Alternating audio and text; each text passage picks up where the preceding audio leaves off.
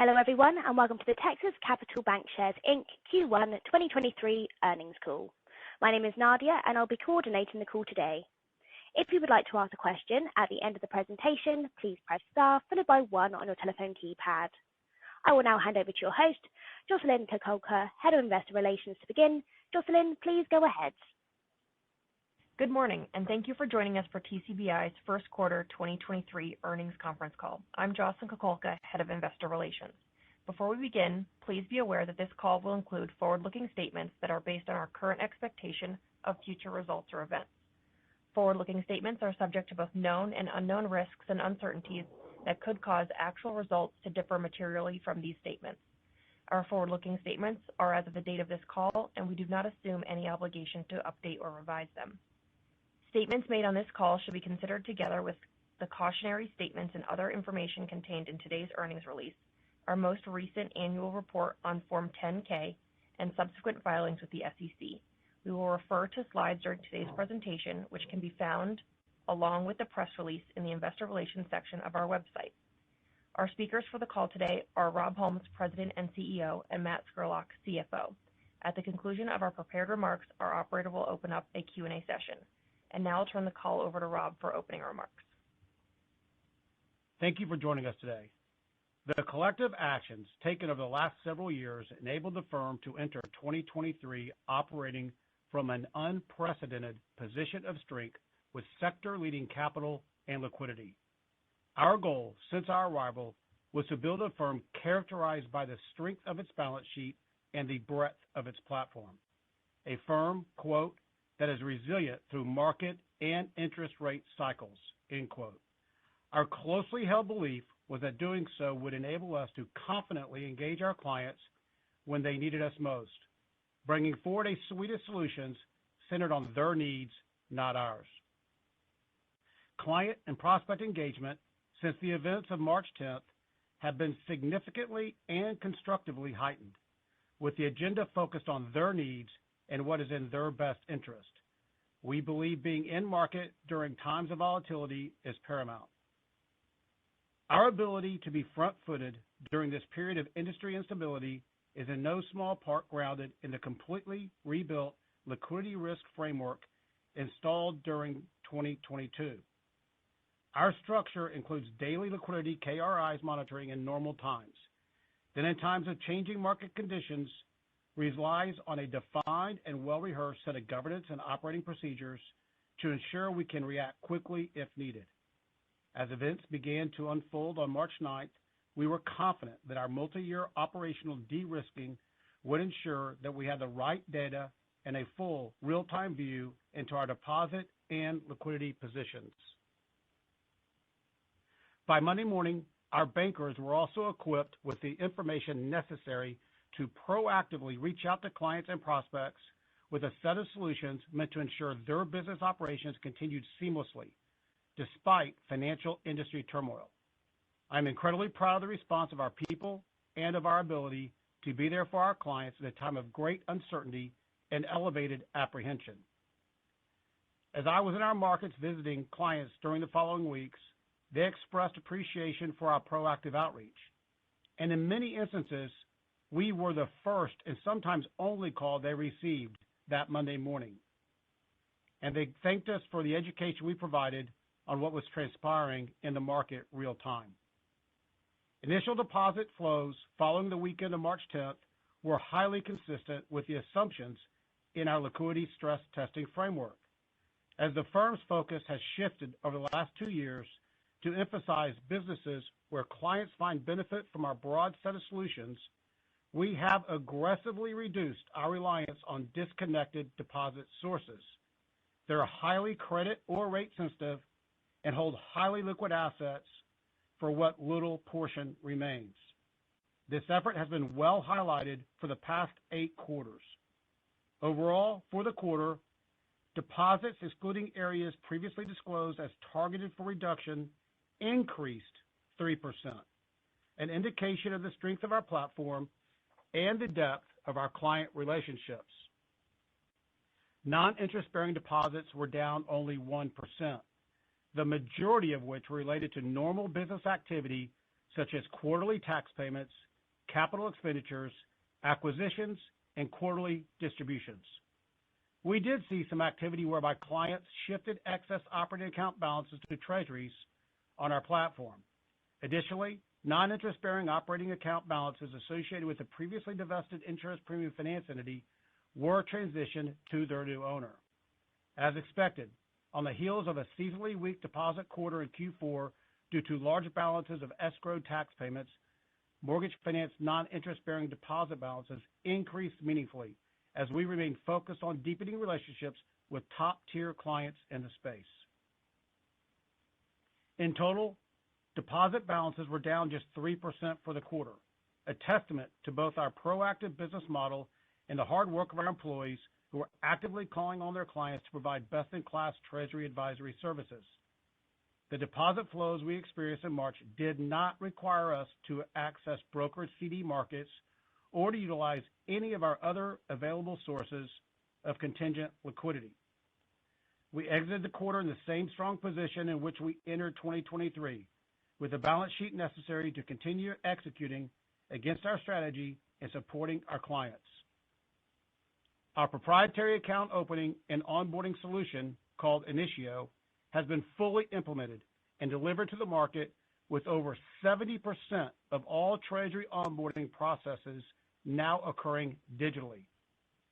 Texas Capital's commercial clients can self-serve account openings and fund them within 24 hours, a unique advantage we utilized during the middle of March as clients in pipeline, as well as others, were looking for a new banking partner with capital and liquidity. In total, we doubled the number of accounts opened in March compared to February on the initial solution, and account openings have improved 60% compared to January. The previously detailed technology-enabled solution is making us safer, more efficient, and easier to do business with while improving the client journey. Investment banking and trading income had a second consecutive record quarter, with revenue up $6.8 million or 57% quarter over quarter to $18.8 million, with contributions from multiple components of our newly built platform. We continue to achieve milestones along our product roadmap with the successful execution of the first securitization and the first mortgage finance whole loan trade from the sales and trading desk. Sales and trading has now completed over $17 billion in notional, riskless, flat trades since the first trade last May, closing every day flat as we said we would. Additionally, in April, the first gestation transactions were completed, and we expect gestation activity to be a consistent part of our mortgage finance business going forward. We are very proud of the business we built in a short period and believe the diversified revenue stream will be an important contributor to earnings going forward. With the substantial and transformative investments made over the last 2 years to deliver a higher quality operating model supporting a defined set of scalable businesses, we are now generating expected efficiencies. Last quarter, we noted that the pace of non-interest expense growth would moderate in 2023. And with additional selected actions recently completed, we will begin realizing these efficiencies in Q2, allowing us to confidently pull in our expense guidance again, which Matt will detail in his comments. Year-over-year quarterly PPNR grew 55% in Q1, an acceleration of over the 20% growth, excluding non-recurring items experienced in Q4. As a foundational tenet of the financial resiliency we have established and will continue to preserve, along with the value creation for our shareholders, tangible book value per share grew 3% quarter over quarter and 6% year over year, ending at $58.06, a record level for our firm. As you have heard me say in the past, while fully committed to improving financial performance over time, maximizing near-term results is not the primary goal. We are instead focused on responsibly scaling high-value businesses through improved client adoption and realized operational efficiencies. The thoughtfully and deliberately rebuilt client-focused business model is designed to earn above our cost of capital through cycle and drive structurally higher, more sustainable earnings. Importantly, as a reminder, our strategic planning process acknowledged that we would go through an economic slowdown during our plan horizon. As such, we are prepared and positioned to continue investing against the strategy to bank the best clients and support them through cycles. We do not manage the bank in a risk-on or risk-off posture, but instead based on the belief that client selection is always paramount. This remains our focus as we help our clients continue navigating a challenging operating environment in 2023. Thank you for your continued interest and support of our firm. I'll turn it over to Matt to discuss the quarter's results. Thanks, Rob, and good morning. Starting on slide 4, as Rob described, we are proud of the deliberate steps taken over the last 2 years to solidify our competitive positioning. The firm continues to maintain substantially more liquidity and capital than required to sustainably deliver against our strategic objectives. At quarter end, on-hand cash liquidity totaled $3.6 billion, or 13% of total assets, compared to 3% median in our peer group. Total shareholders' equity is 6.7 times that of total unrealized loss, compared to 3.6 times for large U.S. financial services firms. Uninsured deposits as a percentage of total deposits decreased to 45% in the quarter. Deposit coverage ratios were strong at quarter end and compare favorably to peers, with the ratio of cash and contingent funding to uninsured deposits of 153% and cash and contingent funding to total deposits of 69%. Moving to slide 5. Capital levels remain near the top of the industry. CET1 finished the year at 12.4%, with tangible common equity to tangible assets increasing slightly to 9.72%, a record since the year of the firm's founding, and reflective of our stated objective to manage the balance sheet in a manner supportive of tangible book value with lower than peer levels of unrealized losses. The allowance for credit losses continues to increase and is now at 55 basis points since day one CECL. This, alongside a multi-year transition to a more balanced loan portfolio, positions us well as the industry prepares for credit migration. Turning to slide 6, we delivered notable progress in our fee-generating businesses in the quarter, which continue to grow in contribution as we improve our relevance with a now consistently expanding client base. Quarterly investment banking and trading income was $18.8 million, up more than 300% from the first quarter of last year and 57% linked quarter. Notably, this was our second consecutive record quarter since launching the business last year. Treasury product fees increased 4% quarter-over-quarter as our advisory-centered offering and newly built cash management and payment capabilities are enabling clients to more effectively manage liquidity based on their individual business objectives. This is in part reflected in linked quarter AUM growth of 10%, as select clients decided to augment their liquidity strategies by purchasing U.S. Treasuries, leveraging our broad platform to satisfy their changing needs. Taken together, fee income from our areas of focus increased by approximately $14 million, or 91% year-over-year, representing steadily improving client receptivity to the completely refreshed operating model and capability set. Turning to slide 7. As expected, adjusted total revenue decreased $4 million linked quarter. Seasonality associated with the mortgage business and increases in deposit costs offset continued structural improvements across the franchise. It is precisely this seasonality that causes us to anchor operating leverage guidance to the same quarter in the previous year. Revenue increased $68.9 million, or 34%, when compared to Q1 2022. Year-over-year results benefited from an 84% increase in non-interest income, coupled with disciplined balance sheet repositioning into higher earning assets, including loans, following the sale of our insurance premium finance business last quarter. We've stated that while our long-term plans do account for continued investment, much of the initial lift to deliver the foundational talent, technology, and capabilities to support our 2025 objectives was incurred over the past several years, and that as our target operating model begins to mature, expense growth will slow in 2023. Total adjusted non-interest expenses increased 6% linked quarter as Q1 salaries and benefits reflected increases of approximately $9 million in seasonal payroll and compensation expenses that peak annually in Q1, and $12 million in annual incentive and insurance accruals that reset annually. Taken together, quarterly PPNR increased 55% year over year to $78.7 million. As Rob mentioned, after achieving this important milestone in the third quarter of last year, we do expect to maintain year-over-year quarterly PPNR growth moving forward. The income to common was $34.3 million for the quarter, down $1 million year-over-year, while earnings per share increased 1 cent. Overall credit quality remains stable, although we are seeing the early signs of inevitable normalization we expect and are prepared for. We recognized $19.9 million in net charge-offs during the quarter compared to net charge-offs of $15 million in Q4. Criticized loans increased $48 million quarter over quarter to 2.8% of LHI, primarily as a result of continued migration and a small number of consumer-dependent C&I credits. This quarter's provision expense was impacted by both realized charge-offs and observed and anticipated portfolio trends. Turning to the balance sheet on page 8. Balance sheet metrics remain strong, with end-of-period positioning reflective of continued execution on a previously defined set of core objectives.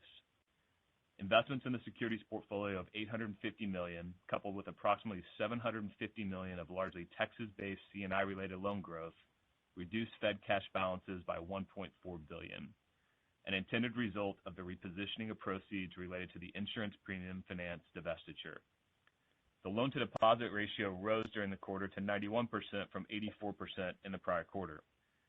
This is within a range we are generally comfortable with, although we would expect loan and deposit growth to be more evenly matched moving forward, as we continue our now multi-year process of aggressively recycling capital into relationships consistent with our defined strategy. As evidenced by this quarter's results, we continue to bias capital use towards supporting franchise-accretive client segments where we are delivering our entire platform. Share repurchases remain a secondary tool for creating longer-term shareholder value. Although the March market dislocation did provide opportunities to selectively repurchase $25 million at prices below tangible book. When paired with shares repurchased in January as part of the completion of our inaugural program, we repurchased 1 million shares or $59.7 million of common stock in the quarter. Finally, the decline in interest rates across 3 to 5 year points of the curve resulted in modest AOCI improvement of $44 million, which contributed to record tangible book value per share of $58.06 at quarter end. Turning to slide 9. C&I loans grew $747 million or 7% quarter over quarter as a result of continued disciplined calling from our still new coverage teams equipped with a recently developed but highly competitive product suite. While aggregate C&I loan balances are essentially flat year over year at $10.8 billion when including historical insurance premium finance loans, this now sustained loan growth over the past 5 quarters has added $2.8 billion of C&I client balances consistent with our strategy, a 34% year-over-year increase when adjusting for divested loans.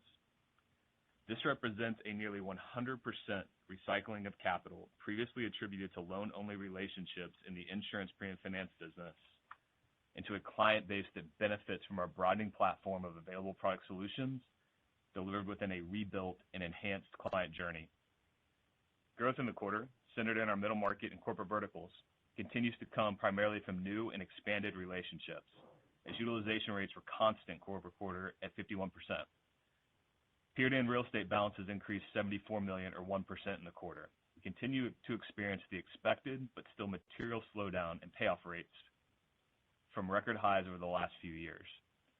This is one of the most mature businesses at the firm, and we take a through-cycle view grounded in client selection, managing the portfolio using well-established and tested concentration limits.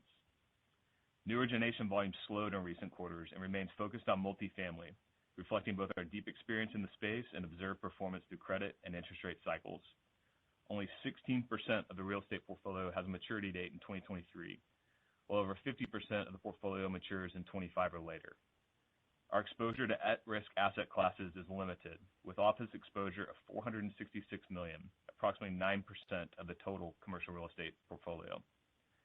The office portfolio has strong underwriting characteristics with a current average LTV of 58%, 90% recourse, as well as strong market characteristics, as over 75% is Class A properties and over 60% is located in Texas.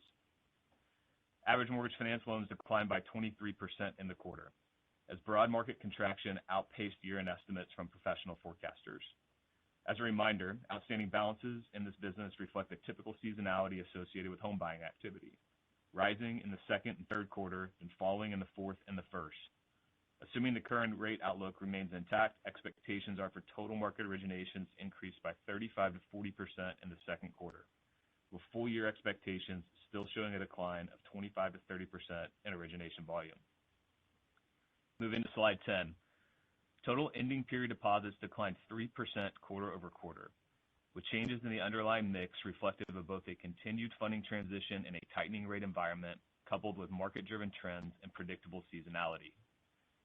As Rob discussed, our well-known strategy to proactively reposition away from our highest cost, shortest duration index deposit sources has now been underway for over 2 years, with guidance last quarter that continued intentional reduction would persist, as improving the quality of our liquidity is a prerequisite to establishing a more efficient balance sheet.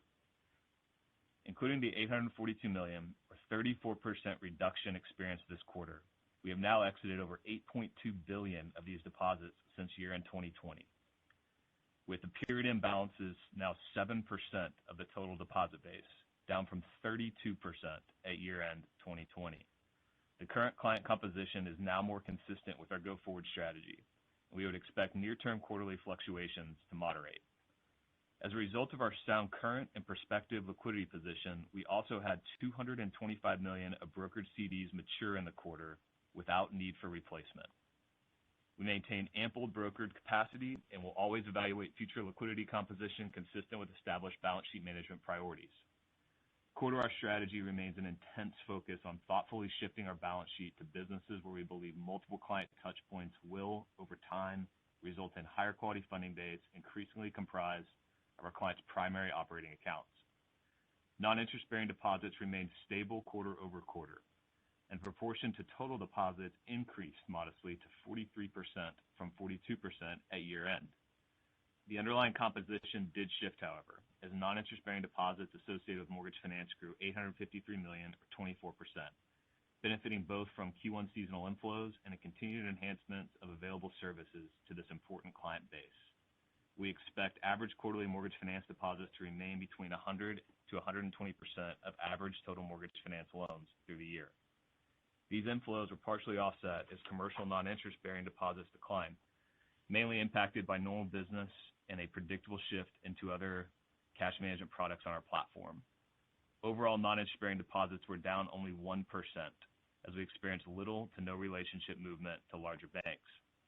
Our expectation is that we will be able to grow deposits, but at a marginal cost in excess of previous expectations given the material change in market conditions experienced over the last 45 days. This increased cost of liquidity is reflected in our NII sensitivity modeling on page 11. As expected, after increasing modestly from the cash proceeds related to the insurance premium finance sale in Q4, our earnings at risk decreased this quarter to 3.4% or $34 million in a plus 100 basis point shock scenario and minus 4.6% or $46 million in a down 100 basis point shock scenario. We described last quarter our intent to reduce the firm's interest rate risk sensitivity from 8% in an up 100 scenario down to the mid-single digits by the middle of the year, a goal that was accelerated and achieved this quarter given the market backdrop. This was primarily accomplished through growth in the investment portfolio as we continued the multi-quarter process of remixing excess cash into primarily capital-efficient agency MBS. We added $850 million to the portfolio in the quarter, with new purchases coming on at a 4.9% yield versus those rolling off around 1.5%. The duration of the entire portfolio is now approximately 4.5 years. We exited the quarter with 15% of total assets in securities, which is aligned with our target and we believe an efficient and prudent portion of our liquid asset composition at this time. The actions taken in the quarter increase our anticipated base net interest income, while reducing the amount of future income exposed to rate changes not currently contemplated in the forward curve. The core component of our naturally asset-sensitive profile is the large portion of earning asset mix that reprices with changes in short-term rates. 94% of the total LHI portfolio, excluding MFLs, is now variable rate, up slightly from 93% at year-end. with 88% of these loans tied to either prime or a one-month index. Notably this quarter, we increased our model deposit beta assumptions to account for recently observed and expected continued industry-wide increases in funding costs. The increased beta assumptions also contributed to contracting expectations for additional future rate-driven impacts to net interest income. Moving to slide 12. Net interest margin increased by 7 basis points this quarter, while net interest income declined $12.3 million, predominantly as a function of higher loan yields and increased income from cash and investments, partially offset by an expected increase in funding costs and decreased quarterly average loan balances. This slight pullback in net interest income is entirely consistent with both disclosed expectations and historical precedent for the first quarter of each year. The systematic realignment of our expense base with published strategic priorities is beginning to deliver the expected efficiencies associated with a rebuilt and more scalable operating model. The improvements noted on our fourth quarter call, we expect to see contraction in quarterly non-interest expense over the remainder of the year, which when coupled with continued revenue expansion resulting from strong execution on behalf of our clients, will enable core earnings expansion despite the market backdrop. Moving to page 13, criticized loans increased $48 million or 9% in the quarter to $561.1 million, or 2.8% of total LHI. As grade migration in these categories continues to be driven by commercial clients reliant specifically on consumer discretionary income, as we've identified in the past. During the quarter, we recognized net charge-offs of $19.9 million, primarily related to one C&I loan. The loan was to a Texas-based public company with a management team well known in this market as part of a widely syndicated credit facility. The allowance for credit loss was $283 million, or 1.41% of total LHI at quarter end, up almost $56 million, or 36 basis points year over year, in anticipation of slowing economic conditions. As system-wide credit availability contracts, we are prepared for the breadth of industries and client types experiencing grade migration to expand in coming quarters across the banking sector. Moving briefly to capital on page 14, tangible book value per share and tangible common equity to tangible assets finished the quarter at record levels, evidence of our commitment to managing the hard-earned capital base in a disciplined manner focused on driving long-term shareholder value. Finally, we include updated guidance on page 15. Our guidance accounts for the market-based forward curve and assumes a peak Fed funds rate of 5% in mid-2023, the year-end exit rate of 4.25. While we are confident in our ability to continue delivering in areas of defined focus, given the changes in anticipated system-wide funding costs, we do expect net interest income expansion to be slower than contemplated in previous quarters' guidance, and our lower outlook for full-year revenue growth to low double digits. As Rob and I both indicated earlier, the significant investments made over the last 2 years are yielding expected operating efficiencies that will begin positively contributing to financials in Q2.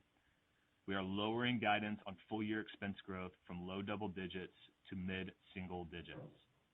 Together, these expectations should result in the maintenance of operating leverage as defined as year-over-year quarterly PPNR growth. We remain committed to maintaining our strong liquidity and capital positions, and our intent remains to hold greater than 20% of our total assets in cash and securities and to exit the year with CET1 of at least 12%. Lastly, as previously communicated, our strategic plan accounted for an economic decline during the planning horizon, and our long-term financial targets are achievable with both normalized levels of credit costs and under a variety of different interest rate scenarios. Despite the economic backdrop, we are firmly committed to delivering the 2025 financial targets set forth as part of our strategic plan. I'll hand the call back over to Rob for closing remarks. Thanks, Matt. Operator, why don't we just go straight to questions? Of course, if you would like to ask a question today, please press star followed by 1 on your telephone keypad. If you choose to withdraw your question, please press star followed by 2. When preparing to ask your question, please ensure your phone is unmuted locally. And our first question today goes to Michael Rose of Raymond James. Michael, please go ahead. Your line is open. Hey, good morning, guys. Thanks for taking my questions. Just wanted to kind of address, what was kind of out there in the news the other day around, some headcount reduction, just given that you guys have been pretty aggressive on the hiring front since you came in, Rob. Just wanted to get a sense. I assume that plays into the reduction in non-interest expenses, but just wanted to get some color there. Thanks. Yeah, thanks for the question. Look, we were led by disciplined process, reengineering, and review, powered by our investments over the past 2 years and dramatically improved operating data. And the ultimate impact was an outcome, not a predetermined reduction target. This part of the transformation is meaningfully complete now, and we have a permanently improved operating discipline. I think it's really important to point out that when we started this journey, we said that by 2025, we'd have 2.3 times frontline client-facing professionals than when we in 2025, and today it's at 2 times. So the strategy's intact. We're front-footed. We're with clients. We're in market, and this has to do with becoming more efficient and breaking the cost curve. It'll make us a more structurally profitable firm going forward. And we don't capture. You mentioned the press. That's understandable based on rumor and assumptions, but we don't talk about it in terms of % reduction in headcount because that implies a one-time save, and our transformation is permanent improvement in the operating efficiency. We're really excited to bring down guidance on expense. And one more thing really important. I think one more thing that's important is this makes the firm safer, we're more automated, and it improves the client journey. So anyway, sorry. No, not a problem. Appreciate it. Maybe just going to this quarter's loan growth, and I hopped on a little bit late, so sorry if I missed it, but looked to be, again, kind of very strong, ex-warehouse, ex-held for sale. Can you just give us an update on pipelines and, migration trends, just given the lenders that you've hired, and, if you have a semblance for, what the puts or takes could be to growth outlook for the rest of the year? Thanks. Sure. Look, I think it's, Matt mentioned it in his comments. I think it's important to point out that we expect loan and deposit activity to mirror more consistently one another in the future. I think this is, our pipelines are really, really strong with new client onboarding. We onboarded more new clients in the first quarter than in the history of the firm. We onboarded more new clients in March than any other month. But I think it's also really important to note that we have not deviated from loan growth not being a goal. It is not our goal. Our goal is client acquisition and to bank the best clients in our markets. And if you look at what's come through balance sheet committee, which is, remember, we have 2 approvals to extend credit. One is risk, and the other is the use of capital. Balance sheet committee approves the use of capital after the risk has been approved. And 95%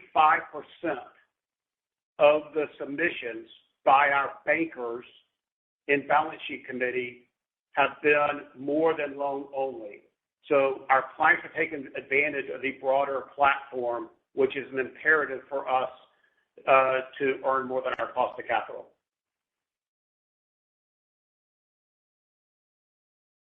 Helpful. Appreciate the color. Maybe just one final one for me. So the interest-bearing deposit costs continue to kind of move higher.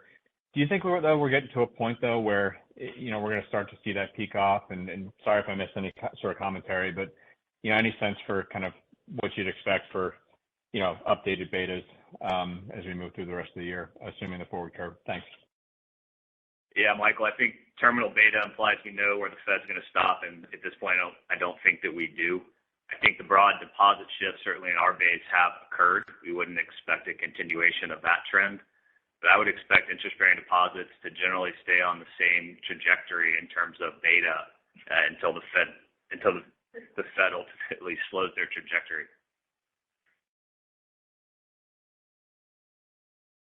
Great. Thanks for taking my questions. You bet.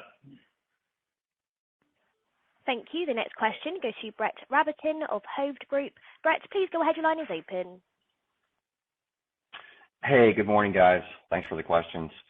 Wanted to start off on just provisioning and looking at the commercial criticized change. It didn't seem like you had significant changes in your criticized assets, so I was a little surprised at the provisioning level.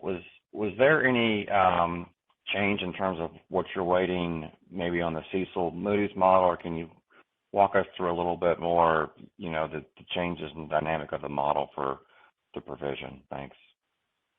Hey, Brett, this is Matt. We continue to experience pretty substantial new client acquisition that's showing up as loan growth, and have been committed since Rob's arrival, our words, to being aggressively conservative in establishing a reserve. So over the last 4 quarters, we've increased our ACL by $56 million, or 36 bips.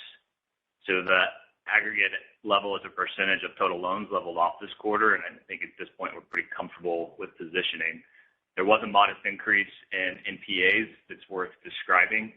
It's the incremental NPA this quarter is really just concentrated in a small number of lower LGD credits that at this point we think we're pretty well reserved for. Okay. That's helpful. And then the strength of the investment banking this quarter, do you think that's sustainable, or is that a couple of transactions that maybe won't be quite as meaningful going forward as you see the pipeline? No, we view that as highly sustainable. In my comments, I think I mentioned that it was broad based. So there's multiple products and services that our clients are using. Some new for the first time, others much improved. And so you have capital solutions, which is, rates, you've got syndications, you have M&A, you've got sales and trading, capital markets, and there is a broad acceptance in the market across the entirety of the platform that, frankly, I'm surprised has matured as quick as it has. And so we're highly confident in. The other thing that's really encouraging is the model itself is working the way it should. So a lot of these referrals, remember, we didn't build the investment bank for a different set of clients. We built the investment bank for our current clients and new clients in our target markets. So it's not a disparate line of business. It's wholly one, and they are being referred to the investment bank through private wealth advisors, through middle market bankers, through corporate bankers. The model is working, the platform is working as intended. Which Brett, is, as you know, exactly how we believe you're going to start to see expansion and returns over time. I mean, the $3 billion of C&I loan growth over the last year, to Rob's point, that's balance sheet that we're giving to clients who are going to benefit from the rest of the platform.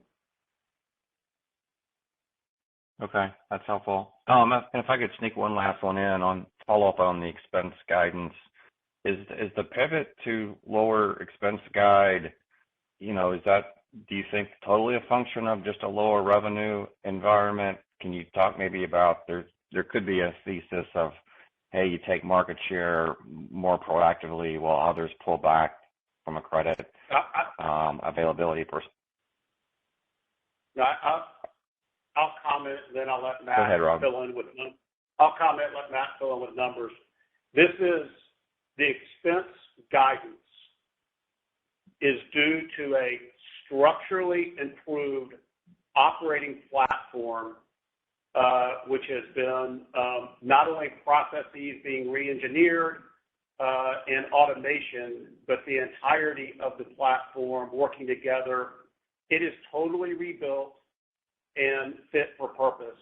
And so the guidance is not like a one-time save. We think our efficiencies will scale as revenue grows. Brett, the only thing I would add to that is that these are enhancements that we've been working on for a long time. Rob spent a good portion of the fourth quarter call discussing that discipline and pretty significant re-engineering. So as those enhancements matured, we were able to actually get the efficiency at the end of this quarter. An important point of Rob's earlier comments is that these are largely operational reductions. So frontline employees are still up 2 times since Rob's arrival first quarter of 21. So we're proactively in market this quarter on March 13th, Monday after the SVB issues, proactively calling on clients, availing to them the entirety of our platform and trying to go bank the best clients in our markets. Just one more comment, just to Okay. not to pile on, but in the proxy you may have seen the CEO goals last year. One of them was it seems kind of trite, for a lot of companies, but for us it wasn't. One of my goals that we had as a firm was cost allocation and to understand that much better through the entirety of the platform. And that was leading to our ability to be able to have these structural operating and tech improvements. So it's all tied together. Okay. That's really helpful. Thanks so much for the color. Thank you. The next question goes to Brody Preston of UBS. Brody, please go ahead. Your line is open. Hey, good morning, everyone. Thanks for taking my questions. I wanted just to, I guess, maybe put a finer point on the expense front. I hear everything you're saying from an operational perspective, but maybe Matt, if I could try to dive into the numbers, right? I guess the mid-single digits, kind of assuming 5%, assumes that like the average quarterly run rate for the remainder of the year would step down, like by about $20 million or so. I guess maybe could you help us think about the glide path of how the quarterly run rate is going to look throughout the remainder of the year? Yeah, happy to. Start on all expenses not called salaries and benefits. So coming off the fourth quarter call where we had some non-recurring items, we said blend that 81 down to about 65 to 70 million a quarter through 2023. Brody, I think that's still the right assumption. If it moves towards 70, that's an indication that rates are elevated. If that blends down to 65, it's that the forward curve has been realized and the Fed has stopped tightening. So then on the 128.7, which is salaries and benefits expense for the first quarter, as I mentioned in my comments, about 7.5 million of that is seasonal, which takes you to 121. And then about 12 of that 121 is the annual reset on healthcare and incentive accrual. So 121 is the right starting number as you look out for the duration of the year. And then we would expect the majority of the reduction in non-interest expense guide to occur from previously implemented actions to reduce salaries and benefits. And you should see it start to show up this quarter. Got it. Got it. So seems like it's a little bit more immediate then is how I should interpret that. Yeah, we took the actions in our Brody. Got it. Okay. And then on the mortgage warehouse front, I think it seems like, at least from my perspective, that was an area of strength for you all this quarter with the balances being relatively flat, and we should have seasonally stronger warehouse going forward. And so could you talk maybe about how you're expecting warehouse balances to flow, in the second quarter, and then importantly, how that should positively impact deposit flows, particularly NIB here in the short term? I'll comment, then Matt can answer your question. I would say the strong performance in mortgage is the continuation of our ability to do more business with the best clients in that space as a direct result of having created a very broad product offering with really good operating capabilities and great professionals. So we see We see us rotating to do more business with the best clients with deeper relationships, which sends, and as such, they send more deposits and loan balances to us. Matt, do you have anything else? Yeah, I'd say the ending period balances, Brody, were 24% higher than average, which does indicate strong momentum going into Q2. Ending balances were about 2% higher than average in the first quarter of last year. We still believe that warehouse balances are likely to be the reduction in warehouse balances through the year are likely to be about 75% of aggregate 1 to 4 family mortgage originations, which Moody's is now forecasting that to be down by about 30%. And then the previously established guidance on average deposits relative to mortgage finance loan balances, 100 to 120%. I think we're likely to land toward the higher end of that range. As to Rob's point, we're able to do more with the clients that we have on platform. Got it. That's helpful. And then if I could just switch over to credit, I guess on the one-off charge-off that you called out, could you give us a sense for what industry that was in? And then I think you'd previously mentioned last quarter that there was, some of the charge-offs from last quarter related to some older vintages. Does this kind of fall into that same category? So I'll comment, then let Matt. Look, this is I think Matt said in his comments, a C&I client, Texas public company, a lot of high-quality banks were in this credit, and it stemmed from a seemingly unforeseeable risk. There was a consumer rewards nature to this business, which had a large exposure to Eastern Europe, and the war in Ukraine actually really negatively impacted the consumer behavior and confidence, and it bled over to the Americas businesses. So, I would say it was a unique credit because we don't have a lot with international exposure like that. We did like this management team. The company was strong and had a great bank following, but that risk is hard to foresee, and it migrated very, very fast, obviously. But no, that was a new vintage, non-legacy risk exposure that was highly correlating, consistent with our strategy, unfortunately. Matt, you have anything else? No? Did that answer your question?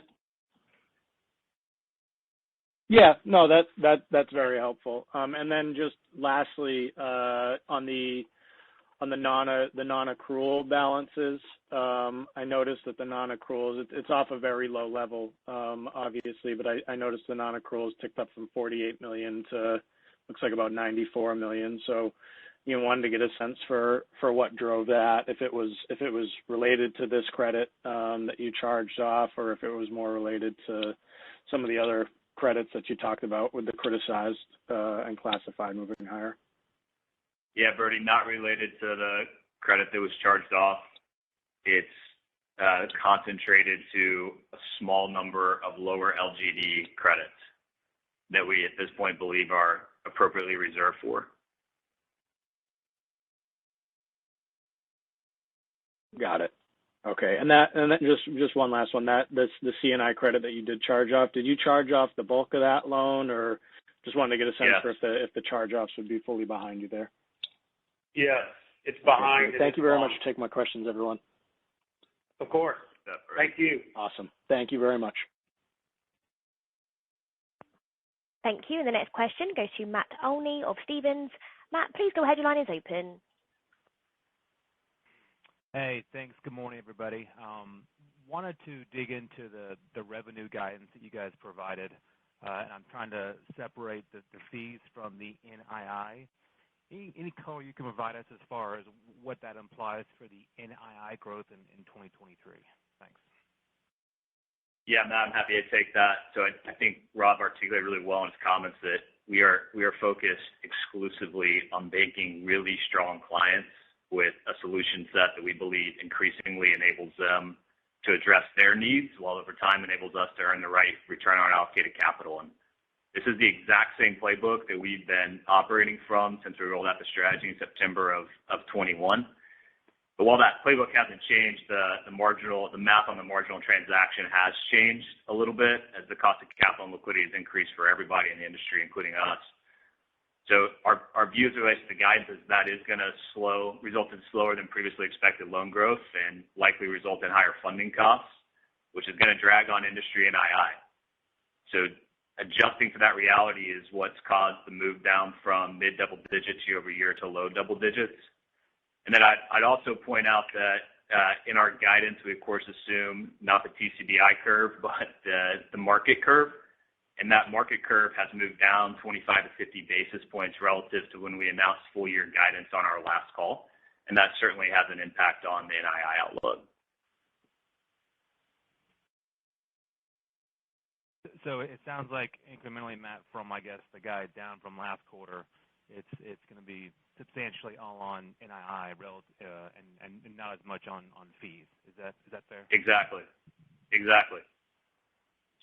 Structural changes across the industry as well as reduction in forward rate outlook. Got it. Okay. That's helpful.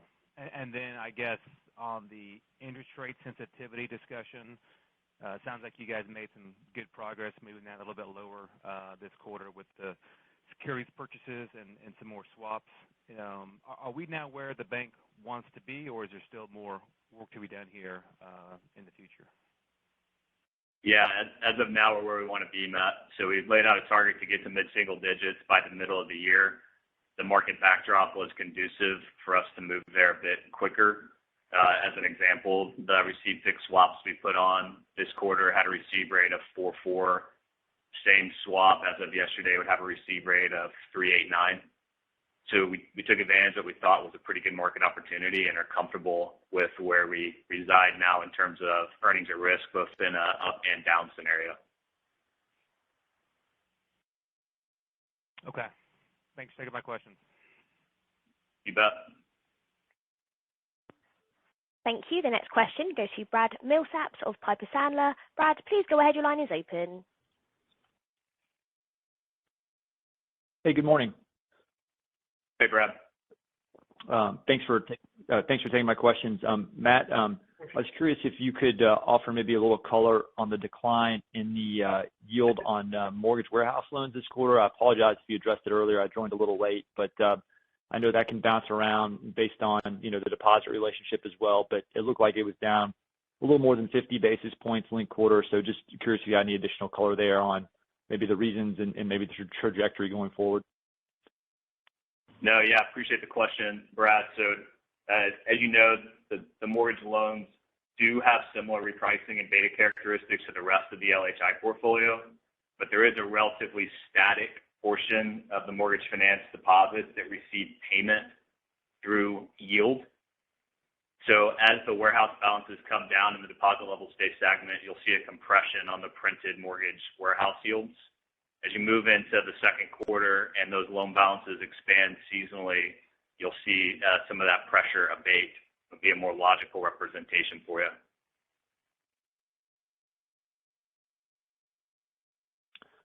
Okay, great. That's helpful. And then just maybe a bigger picture question to follow up on Matt's question. You guys have made a lot of moves to reduce your asset sensitivity. Texas Capital's history is unfortunately kind of having a bit of a volatile margin. You'll never sort of get rid of all of your asset sensitivity, but just curious, if the Fed does stop and does at some point begin to go the other way, do you feel like you're better locked into a certain margin floor or number that you'd be willing to share that would stabilize maybe earning power a little bit more? Just kind of curious kind of how you think about that bigger picture, just given the past and kind of the steps that you've made to kind of remove maybe some of that downside going forward. Yeah, Brad, I think we often talk about that both in terms of structural changes to the business model and the balance sheet. So the business model itself is less interest rate sensitive, meaning these fee generation categories continue to receive real receptivity from the client base, and expectation is that those will continue to increase in contribution to overall revenue, as well as present different opportunities for client-facing bankers to provide value to their clients in a rates fall scenario. And then just structurally on the balance sheet, the down 100 scenario is now inside of 5%. Obviously, that's a shock scenario with a lot of assumptions, but that excludes any of the real benefit that we would realize through expansion across the mortgage finance businesses should rates fall to a point sufficient to generate new refi volume. So we're really proud, to be honest, of the progress made to generate an offering that's going to sustain a bit more stable revenue and earnings generation, regardless of what rate environment we're in. So the 5% doesn't include a big pickup in mortgage warehouse volume? Zero. The loan balances are static in that view. Okay, great. All right. Thank you guys very much. I appreciate it. Thank you. The next question goes to Brady Gailey of KBW. Brady, please go ahead. Your line is open. Yes, thank you. Good morning, guys. Hey, Brady. I wanted to start on the mid-single digit expense growth guidance for this year. Is that feels like a level that could be kind of the longer term expense growth trajectory. So I know your guidance is only for this year, but beyond this year, does it feel like you're kind of settling in to see expenses grow at a mid-single digit pace? I think, Brady, it's too early to talk about 24, but I would reemphasize all of Rob's comments. We've spent a significant amount of time, energy, and resource getting a better understanding for the very granular cost structure of this firm, and have taken material steps to implement permanent solutions to ensure we can scale this for a long time. So I don't anticipate, similar to what we said in the third, fourth quarter of last year, and once we cross this PPNR Rubicon, we would never go back. We're never going to see expense grow faster than revenue. We're going to expand operating leverage to find this quarterly year-over-year PPNR for a long time. And this is an important step in realizing a lot of tech-enabled process re-engineering benefit that we think is key to that long-term growth trajectory. Yeah, Brady, I would just say that this was holistic, and it took, there may have been frustration for the time it took to do, but for 2 years, we've been really, really focused on cost allocation, data, process, tech, the entirety of the infrastructure of the firm. And we're just getting to a place where we feel really, really good about it, and we're excited about the go forward. This was not changes on the margin. These are hard, deep structural changes. Yep, understood. And then, I know you guys are sticking with the 1.1 ROA guidance for 2025. That's a long way from here. You did 50 basis points last year. You're roughly at 50 basis points in the first quarter. Is it just as simple as you expect revenue growth to be off the chart, and it's just the revenue growth that allows you to hit the 1.1 ROA? It's 55% increase in quarterly year-over-year PPNR, Brady, is our path to the ROA target. You're not going to see 55% every single quarter, but as you know, Q1 is seasonally the lowest quarter for us in terms of earnings performance. So the structural expense infrastructure that we just described, coupled with now a very defined set of businesses where we're able to deliver the entire platform to a single client. I think we described it in the past as those are, in our view, sort of the foundational tenets for future scale, and we'd expect to start to see that materialize this year.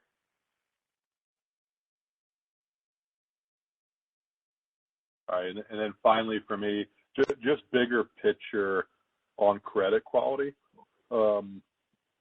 It's the second quarter that we've seen NPAs increase. I know they're still at a relatively low level. In the second quarter that net charge-offs have been a little higher. You just hired a new chief credit officer. Are these just 2 quarters that are kind of one-offs, or should we expect to continue to see a little bit of credit noise this year?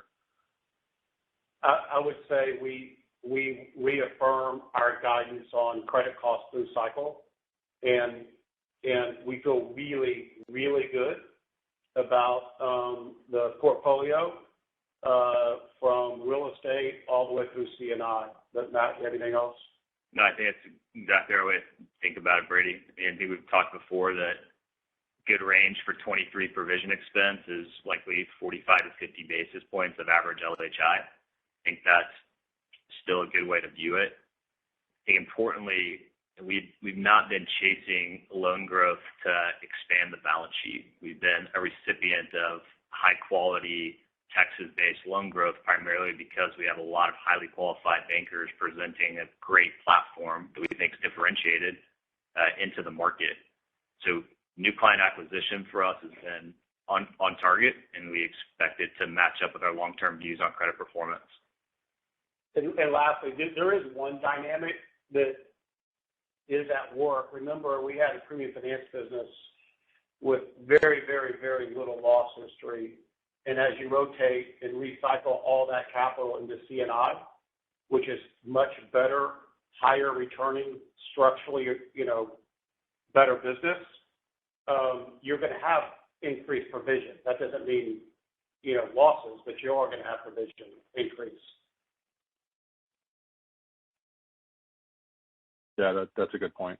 Great. Thanks, guys.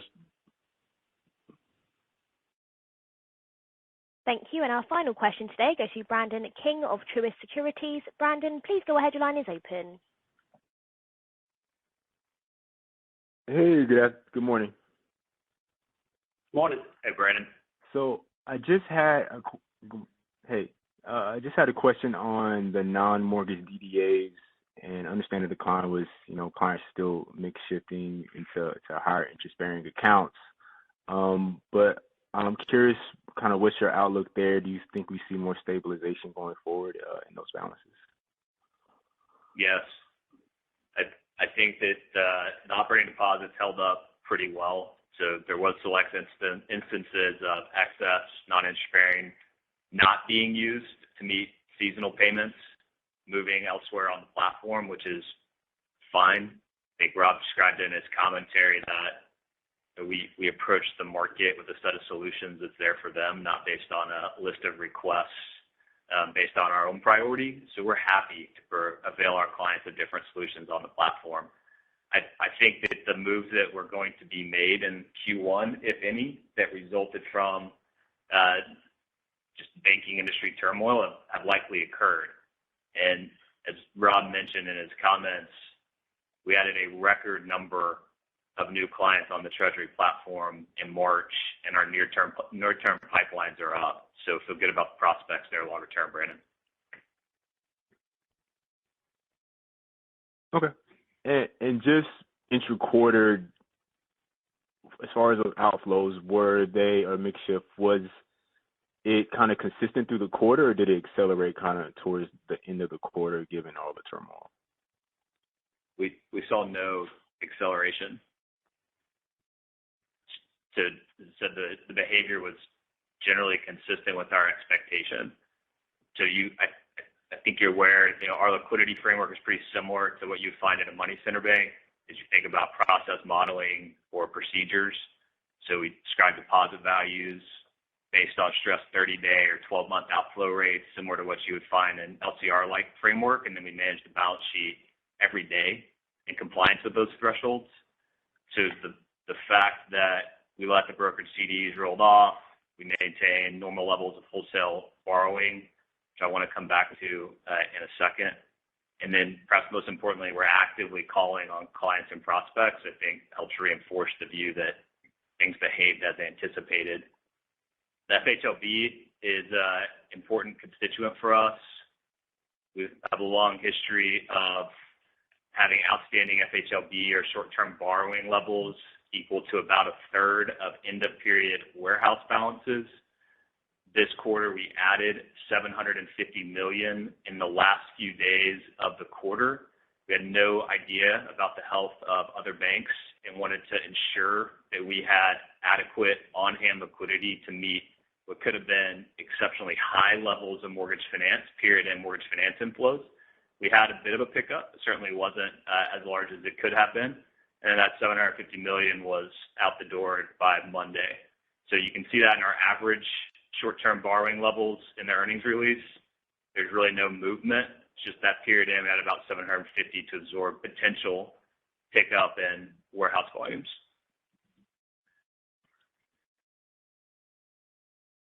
Got it. Thanks for all the color. Thanks for taking my questions. Yeah, you bet. Thank you. That's all the questions we have time for today. I'll now hand back to Rob for any closing comments.